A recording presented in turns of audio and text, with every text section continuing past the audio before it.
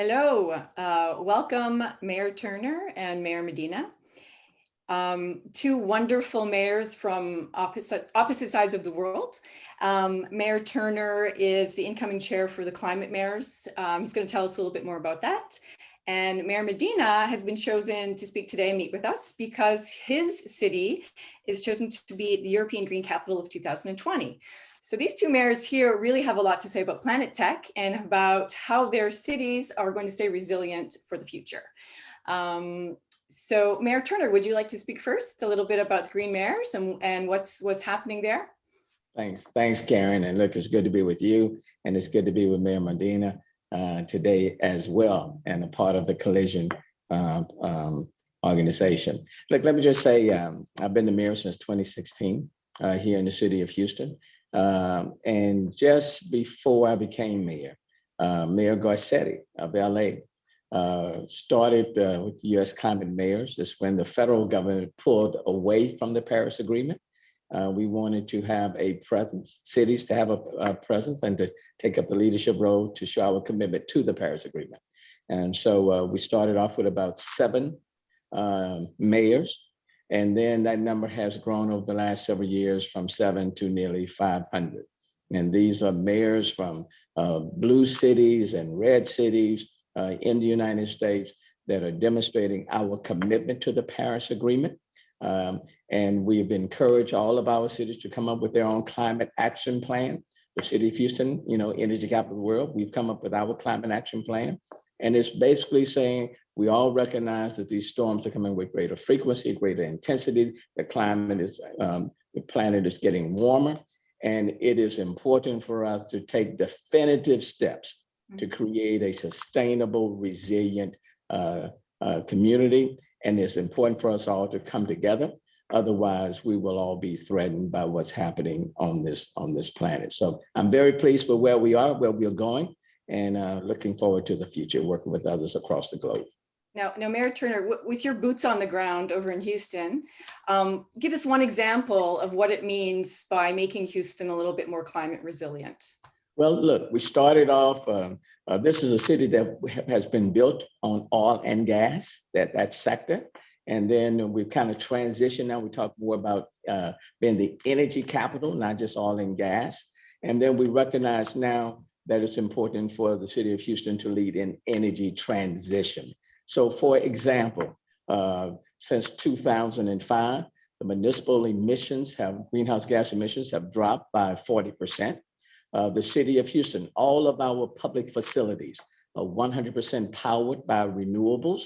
The city has doubled the use of solar power in the city. And now the focus is on working with establishing our climate action plan. And one of the principles tenets is to create 50 new Energy 2.0 companies in this city, and we're well on our way in that regard. So the focus is that you can still be the energy capital of the world, but it's critically important for us to lead an energy transition, and technology represent a critical key point of the climate action plan. Yeah, we see that in Saudi Arabia also. They're leading the areas in a lot of new energy technologies that are considered transitional technologies. So it's surprising in one way that it's Saudi Arabia, but on the other hand, it makes sense because they have the resources and the know-how to know how the energy business works. I want to ask Mayor Medina to tell us a little bit about his European Green Capital, city of Lisbon, how you got there, what it means for you. Tell us a little bit about what's going on now. Hello, Karin. Hello, Mayor Turner. It's a pleasure to be here with you and all the audience in Collision and this big event. To be awarded with the title of European Green Capital, it was a great joy for all of us.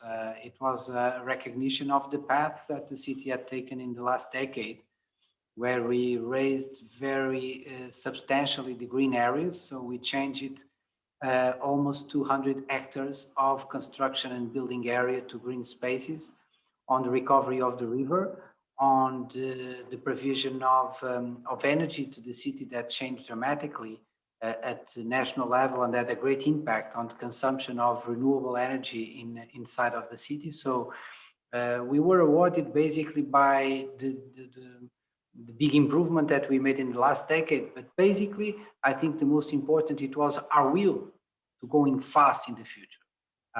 We are definitely aware of the transition that we need to make, and we need to go faster on expanding green areas. We need to go faster on changing the mobility pattern to much more collective and electric and non-pollutant collective transport systems.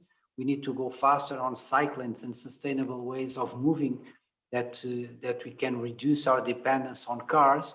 We need to go faster on the building of houses that are near the center for people that don't need to take so many travels by cars to go to their work, to go to put their kids on schools, to go to the cultural activities, or to go to a shopping mall, so they can live in a short cycle city.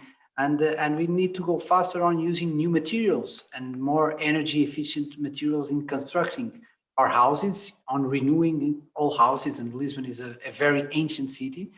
Older than Rome, right? Well, probably it's we are more than 2,000 years of age. It's we've seen ancient civilizations even before we were much before we were a country like Portugal. And so it's a challenge to make this change in a city that has been built from different centuries, and we need to be very careful on protecting the heritage at the same time that we are speeding up on the green transition. So the green capital was a big incentive to go faster. And I think the lesson that everyone is learning on this pandemic is that this is the right way. So the connection between health and the green environment and protecting is very strong.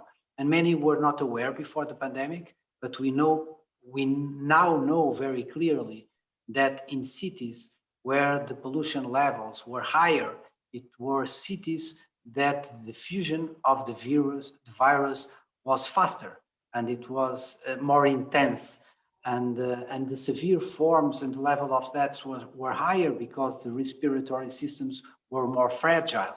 So the connection between health and environment has been an evidence of this pandemic, and I think is going to help us speeding up the change in the next decade. And Karen, if I can add to that and follow what Mayor Medina was saying, we are not as old as some of the cities. So, for example, in Europe are. I mean, the city of Houston is 184 years old, but it's a city that pretty much was came to prominence based on the oil and gas industry. And even though we've made the evolution, 10 years ago, you would not have heard a mayor talking about, climate change, okay, or green economy. You would not have heard that.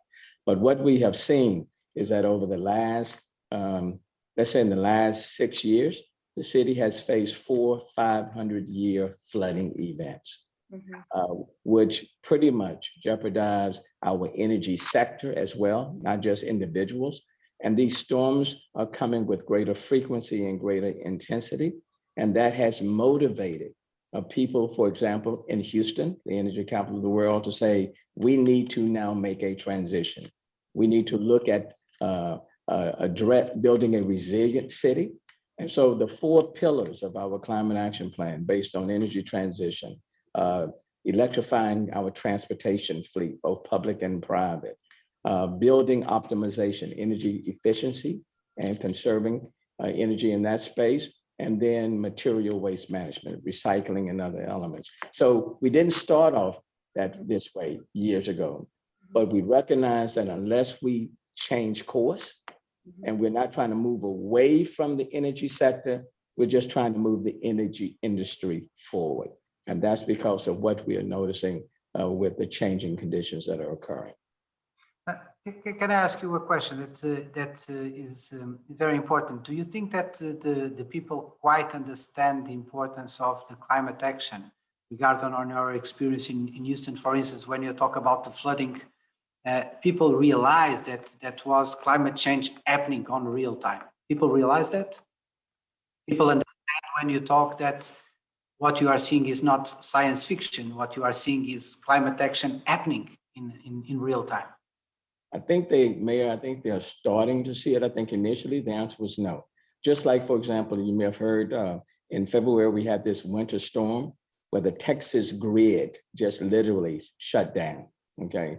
And 125 people lost their lives. Well, we faced a similar winter storm in 2011. And over the last 10 years, not one time did those who oversee our Texas grid, did they talk about climate change. It was never discussed, never talked about. And as a result, over the last 10 years, they didn't take the steps that would have prevented or mitigated the risk. 2021, now we have a major storm in February, and we were simply unprepared.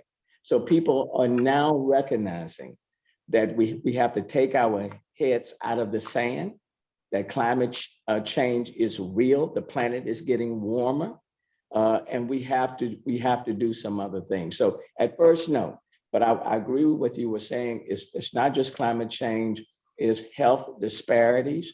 There are people, regardless of a natural storm or whatever the situation may be, you have people in communities that are impacted over and over again in a disproportionate way. And we have to face those realities, and we have to make sure, and we have to change policies and strategies to move us forward. I think one of the questions of this particular panel, and it might hurt your hearts a little bit when I say this, our city's dead. You know, we all are passing through a pandemic, and I know from my point of view, I see a lot of people moving to Portugal, for instance, but they're not moving to the cities. They're moving to nature. So I want to ask each of the mayors, what's the trend here? Is your city dead? You know, obviously I'm saying that tongue in cheek because I'm speaking with you now because we're trying to talk about the future. And so when answering that question, I want to know from your point of view, what kind of, what's bubbling below the surface with the tech entrepreneurs there, vis-a-vis the problems and challenges you each face. Okay, so whoever wants to take the floor. Can I go there on that? I'll take on that with pleasure. It's when we face a huge crisis like this one that we are living, we heard a lot of people think everything is going to change in the future. All the speeches about big change, big transformation, and now there is a big road of thought that say, no, the nature of work is going to change. People are going to work all in Zoom and on squares on a screen. People are going to work on the field and on near parks or outside the cities. I frankly don't believe that. I think that people really want to turn off Zoom and Teams and get rid out of those things. I think they are going to stay with us in the future, but not as the main or even as the dominant way of working, because working basically is a relational enterprise made by human beings. We want to be with each other. Innovation needs to be created with each other, interaction between people.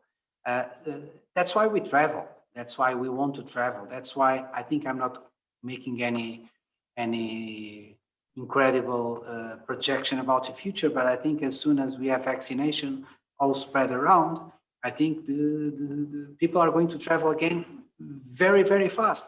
And they want to recover time they lost. They want to be with each other. They want to be together. And okay, we can imagine that IT infrastructure is highly important.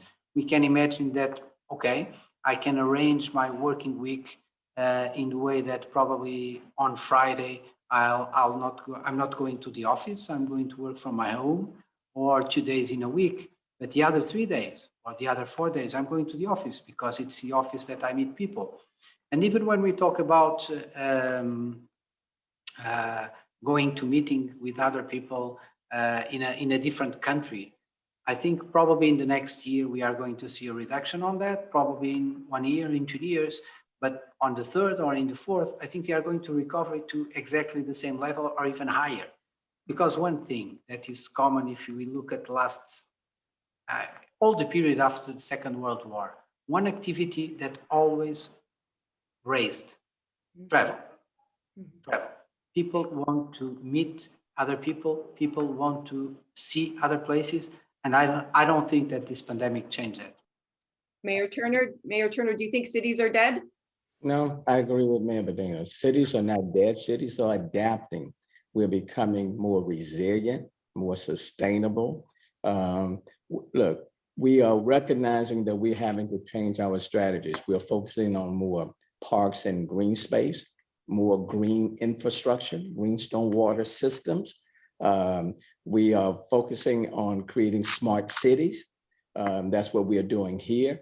For example, on Earth Day, the 22nd, we're opening up Greentown Labs, the largest North American incubator when it comes to clean tech.